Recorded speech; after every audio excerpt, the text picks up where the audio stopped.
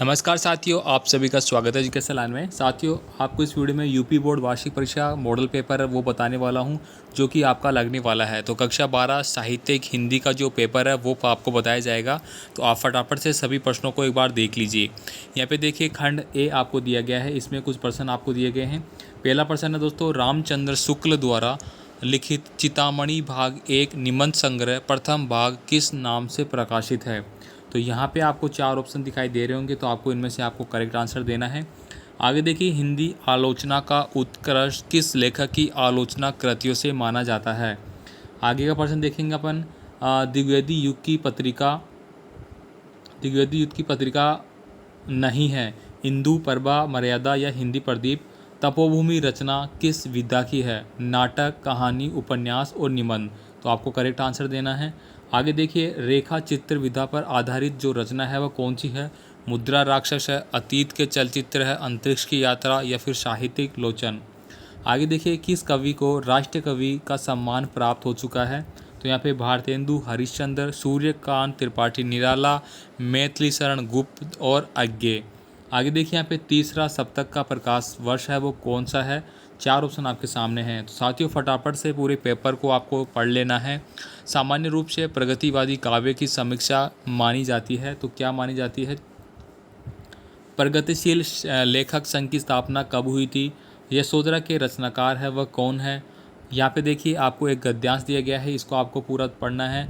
गद्यांश पर आधारित निम्नलिखित प्रश्नों के उत्तर आपको देना है। पूर्वजों ने चरित्र और धर्म, विज्ञान, साहित्य, कला और संस्कृति के क्षेत्र में जो भी कुछ पराक्रम किया है उसे सारे विस्तार को हम गौरव के साथ धारण करते हैं। तो इससे रिलेटेड हो गया यहाँ पे। तो आपको उपयुक्त गद्यांश का पाठ का शीर्षक और लेखक का नाम बताना है। रेखांकित अंश की आपको व्याख्या करनी है। राष्ट्रीय संवर्धन का प्रकार स्पष्ट करना है। पूर्वजों ने किस क्षेत्र में पराक्रम हासिल किया है वो बताना है। तो ये पूरा पेपर देखना है। इसके बाद अथवा में आपको दिया गया है, भारतीय संस्कृति के प्रति निष्ठा लेकर चलने वाले भी कुछ राजनीतिक दल है, किंतु वे भारतीय संस्कृति की समानता को उसकी गतिहीनता समझ बैठे हैं। तो ये आपको पूरा पैराग्राफ पढ़ना है। ठीक है, आप वीडियो को रोक के पढ़ सकते हैं। और ये कुछ प्रश्न है, इनका आंसर आपको देना है। यहाँ पे देखिए, उपयुक्त लेखक पाठ का नाम है, व्याख्या करना है। भारतीय संस्कृति के रोग के लक्षण क्या है। हमारी सांस्कृतिक चेतना के क्षीण होने के क्या कारण है। समाज में प्रचलित कुरीतियों को लेखक ने क्या माना है।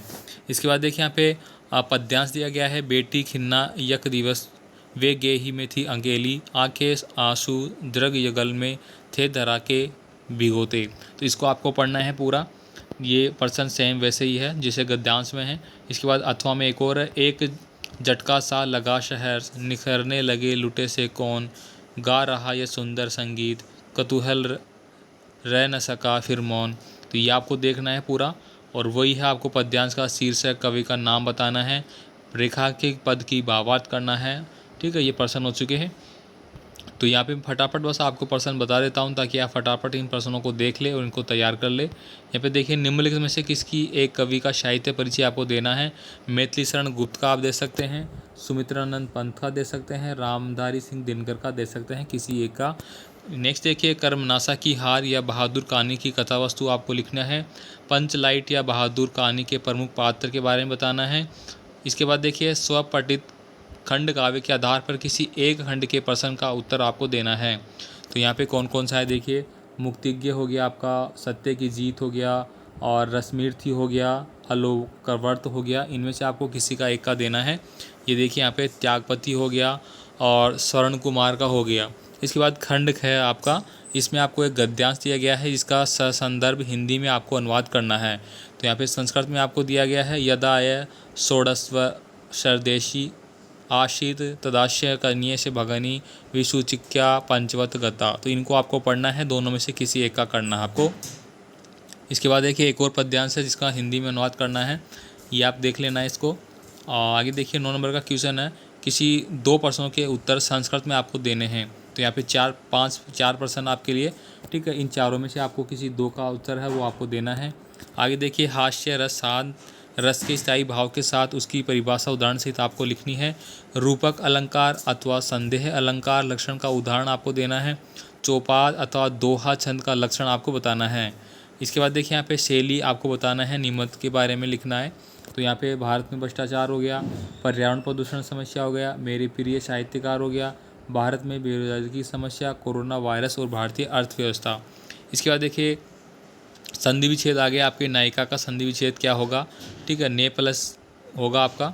इसके बाद देखिए जगदीश का क्या होगा, तो जगत प्लस ईश हो जाएगा, ये जगत प्लस ईश यानी ये सही वाला।